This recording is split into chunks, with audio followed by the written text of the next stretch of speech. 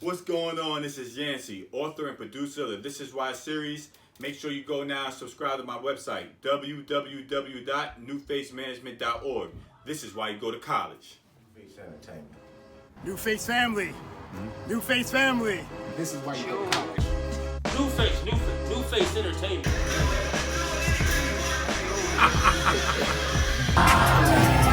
New Face Entertainment. This is why you go to college. New Face Entertainment. This is why you go to college. This is why you go to college. And this is why you go to college.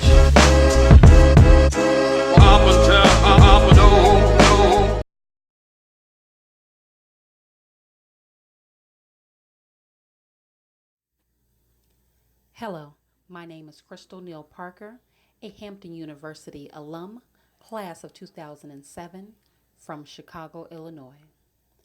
I am a career coach and an academic advisor at Thomas Nelson Community College, as well as the creative director for the Terpsichorean Dance Company at Hampton University. I am a photographer. I am a choreographer.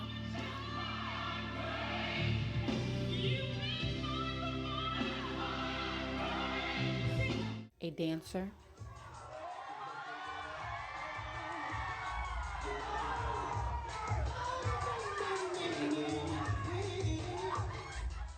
a wife, and a mother of two.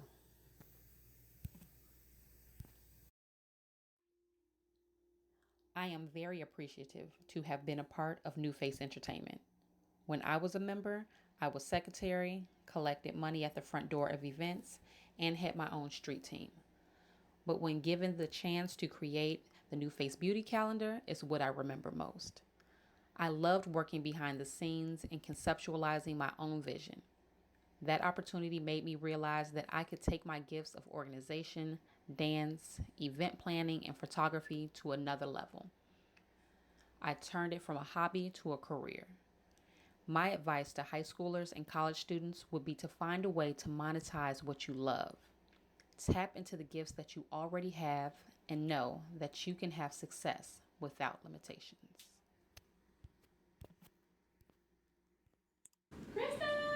Hey! What's up, girl? How we doing? We're good. Good? Yes. Yes. Welcome. Go ahead. Introduce yourself to the camera. I am Crystal Neal Parker, formerly Crystal Neal. What you want to know? I'm from Chicago, Illinois. Right. Moved here about 6-ish years ago. So officially in the 757. Yeah. You left and came back, right? Absolutely. Cool. Graduated, went back home for a couple of years and then came back. Cool. All right. And what year did you graduate? What major? I was here from 2003 to 07, finished in 4 years. Right. And I was an advertising major. Cool. All right. So let's talk about why you decided to go to Hampton from Chicago. What was that like? My grandmother went to Howard and was like, look, I'll pay the admission fees for Howard and Hampton. And I was like, okay, because I did what I was told. Mm-hmm. And my mother was real big on me going to a HBCU. And at first I really wasn't, because my best friend was going to a PWI and it was looking like that's where I wanted to go. Where did they go? They went to UNLV. Okay. But it was between that and Michigan State. And I really thought I was going to go to Michigan State. Gotcha. Okay. But, circumstances happened, and it was just a lot of drama my senior year of high school, and I really just wanted to get away. Mm-hmm. And I didn't even visit Hampton. I saw the brochure, and I was like, that's pretty. I'm going there. And it was literally that simple. That simple. And so you even look at Howard, because those were the two choices. Howard, I was definitely strongly considering, because Howard, I could have minored in dance, and that's definitely been a big factor of my life. I've been dancing since I was 5. But, Hampton accepted me first, so I got the Howard letter like 2 weeks later, so I was like, oh, well. Yeah, too late. Right. Cool. All right, so let's talk about your experience as a dancer and your background with dance. So. Okay. Like I said, I was dancing since I was 5. Started off in ballet, did a little modern, but then I went to Hampton, and I had a friend that also graduated from my high school. And she was like, oh, you want to be a dancer? It's, Majestics or Ebony Fire. And that's all she said. And I was like, okay. She was like, one does hip hop, one dances on the field. Well, in high school, I did both. So I was like, I guess I'll be in Ebony Fire. Came here. They didn't know they had auditions over the summer. And Terps came to my dorm and did their whole little spiel and announcement, which was like, we do everything, come to auditions, XYZ. And the rest was history. Like, Oh, so I auditioned from freshman year, third weekend. My mother was like, don't join any organizations your freshman year, get your GPA up. I was like, bet, you're in Chicago.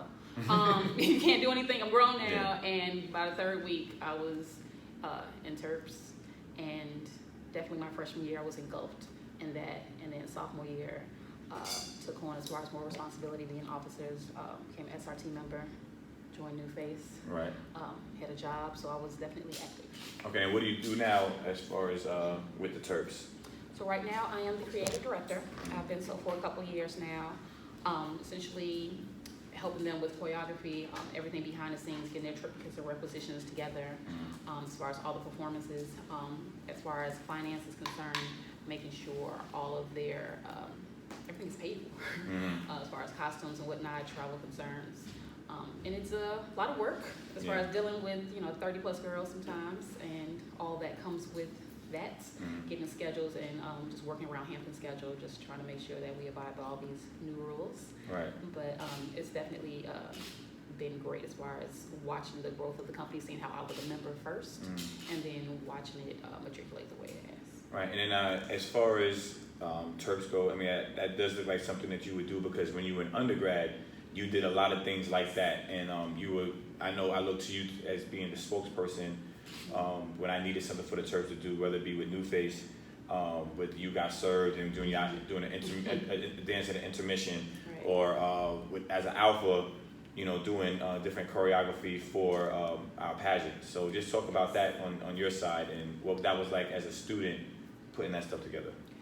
It was great to have the opportunity to actually choreograph, because like before I came to Hampton, I would do like little summer jobs and things like that as far as working with different camps and whatnot. So I got to do our own choreography, but it was like different when I came here, and it was like, no, you are completely in control of everything.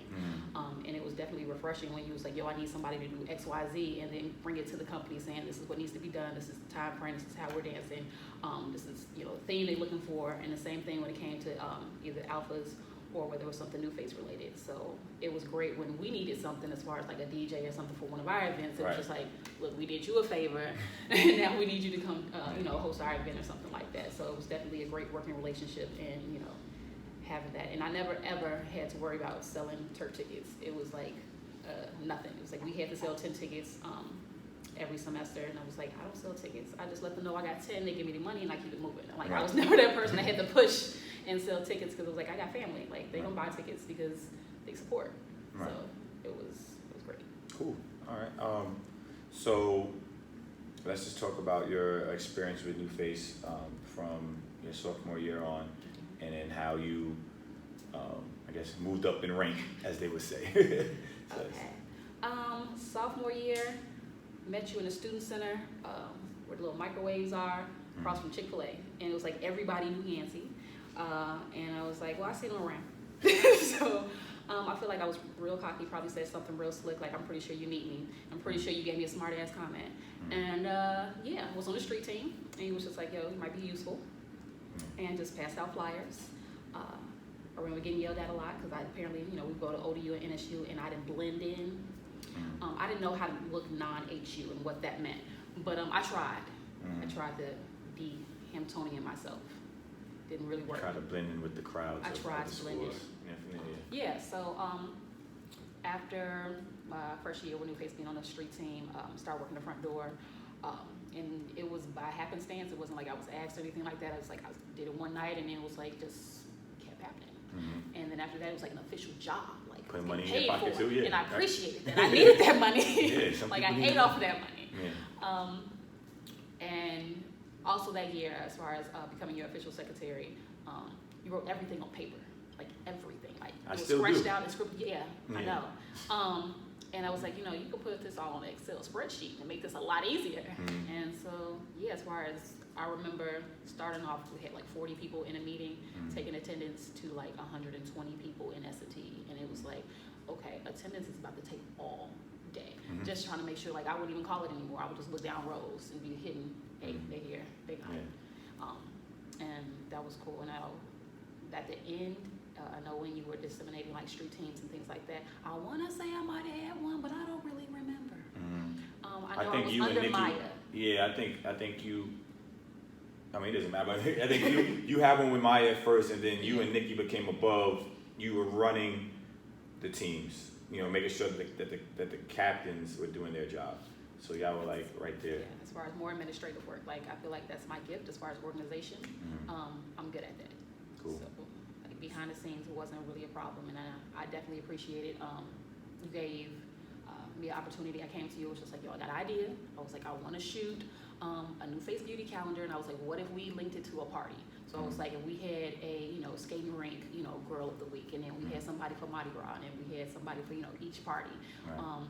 And you was just like, who paying for this? And I was like, you. So it was me and Edwin, because we were both advertising majors, Right. and so I knew I could also use it for my portfolio. So it was a reason, and also for the last 2 summers I was modeling when I went back to Chicago. So I was part of the agency. So it was just second nature to like incorporate that Right. when I came over to Hampton. And you were like, I'm paying for an hour, maybe 2. And I was like, great, I got 6 girls, like did all the planning, had all the props, had shit made, brought in costumes, had a makeup artist, like everything I brought in. And I remember Jack Manning was just like, this all you? I was like, yeah, these all my people. All of them. And he was just like, Yancy said he only paying for, XYZ time. And I was like, oh no, we gonna make it happen. And he was just like, I ain't never seen a photo shoot run this damn fast. Cause I was like, when somebody else was changing, like I had somebody else taking pictures. When somebody else was doing this, it was a constant, like. I wasn't even there. I know, you weren't there. Like I watched the footage on the camera. Yeah, and like Chuck was there, and like he had his designs. Like I made sure to have local artists that was doing stuff here in Hampton and just bring everybody in, and it was a good look. So, as an advertising major, obviously New Face at the time was an incorporated business, so people received internships and things of that nature. Right. So what did that help you for, postgraduate? Well, first, pre-graduate, as a scripts major, you have to have an externship or internship. So I didn't actually have one of those Google internships like some others might have did over the summer. My mom had a lot of medical issues going on, so when I had to go back home, like I really had to take care of home. So I used New Face as my internship, like officially to graduate. So I would not have walked across that stage if it wasn't for that last semester when I was like, Yancy Merchant CEO, and filled out everything, and that's literally what gave me that credit. Right. Yeah, okay, so let's just talk about one of your crazy stories, more unique stories, as the person who ran the door. Yes. And what happened, and how it worked out. Good 3. Yeah. But the one that definitely comes up first was we had a party. It was like you and Boogie was wilding. And it was just like, yo, it was somebody y'all had beef with. And I remember I was talking about, well, we don't want you having the money because, what if they follow you, this, that, and the third? And I was like, because it's happening. And it was like, we paid off the vendor, the security and everything like that. And it was like $15K left over. And it was like, yo, send it with Crystal. I was like, oh, okay, so I'm going to be followed. I was like, cool. And it was just like, no, we're going to leave her. Like, Ice walked me to my car and was just like making sure, like, I had the money box, like, under my jacket. And we would walk into the car, and I had that, I was paranoid as hell the whole night. I was like, all right. But I thought that was funny. Because usually, like, I was responsible for the money, counting and distributing and everything like that, which was cool, or making bank runs to now Dr. Sean Woodley. When deposit Sean used to work for Wachovia Bank. Exactly. So, Wachovia was right around the corner from my apartment, so it was easy to make those bank runs for you, but never, like, taking $15K home was not the norm. So I definitely remember that night. But, no, what I remember, it was some local dudes that was, like, trying to hustle me, like, at the door. And usually, like, you would be at the door, and you would, like, come in and out. But you didn't want to stay there because everybody was like, no, I know Yancy, I know Yancy. Like, who doesn't know Yancy? So I was like, saying you know Yancy does not mean you about to get in free. So eventually you was just like, yo, Chris will just handle it. And yeah, some dudes was really hassling. And I was just like, he was like, yo, I know it's supposed to be 25, a piece. He was like, I'll give you 45. And when I said they were getting on my last nerves. Right. And I was like, sure, whatever. And I took the discounted price right when you walked in, and you was like, word? That's what we doing now? And I was like, shit. Why would he walk in right now? Right. And I didn't get paid that night because you was like, that shit's coming out your pocket. And that was the last time that ever happened. I was like, oh, that's what we doing. I said, oh, okay. So yeah, I had to be that. You didn't, but it was definitely a learning lesson, and it didn't happen again. Yeah, that's good. So it's funny because I use that example actually when I in an interview sometime they were like, what do you do if there's an incident that happens and it was a group interview, and one chick was like, oh, I'll call the manager, this, that, and third. I was like, nah, actually, we're not going to call the manager. They actually trust you to, handle the situation yourself, and pretty much use that same example without quite what you said, different choice words. But, Sir. Okay. No, but it was a good look, because without that actual instance, couldn't use it for the interview, got the job. Okay. So, it worked. And you did use New Face on your resume? For a couple years after I graduated. So yeah, and I actually worked for an entertainment company in Chicago over the summers when I wasn't at school. Okay. And it was funny, working with you realize that, Yancey might be wild, but he's really on his game. Because working with other people, you realize, like, what's happening right now? Like, they weren't organized. I was like, why don't you have A, B, C, D, lined up? And then when you compare the two, it's just like, okay, Yancey's doing big things and he's on a different level, because I've worked with other people in the same industry and it's not the same level of proficiency. Do you think because of your experience with New Face, you was able to bring that to that table, like to show them this and you're supposed to do leave this? that table. Oh, because it was too much. Unorganized. Okay. Yeah. But I remember telling you, I was just like, I'm not trying to, come off as like little suck up, but I was like, you doing your thing out here because I'm working with some people that don't. And you were like, try to work with them, this, that, and the third. He was trying to give me encouragement advice, and I was like, no, I'm about to have to leave because this is a little bit too much, especially for what they were paying. I was like, no, I have to balance. I would like to help, but that's not going to be my avenue. Gotcha. All right. So moving forward, just talking about, because you work with Hamptonians, college students all the time. So do you come across situations where they're having issues with wanting to stay in school or anything like that, where you have to tell them certain things, or? I'm a creative director on paper, but I really look at them because I'm their big sister, as well as, I feel like I'm their mentor and coach and everything like that all in one.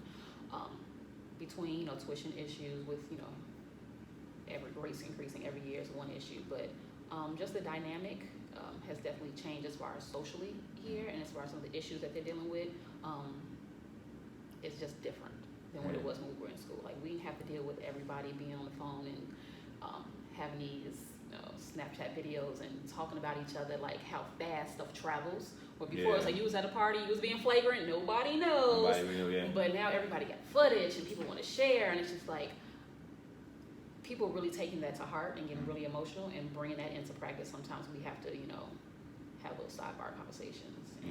Either whether it's raise money for certain people, or whether it's letting them take a semester off, or getting them additional counseling. There's been a lot of different issues. All right, so we're just gonna wrap it up with talking about the high school students. If you ever go back home, go back to your high school, have any situations where someone's gonna ask you your advice as far as going to college and what to do to go to college, what message would you tell to that student that's thinking about going to college?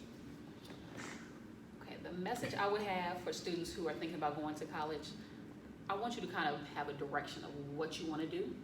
I know some people are like, no, college is your space to really, explore. Yes, do that.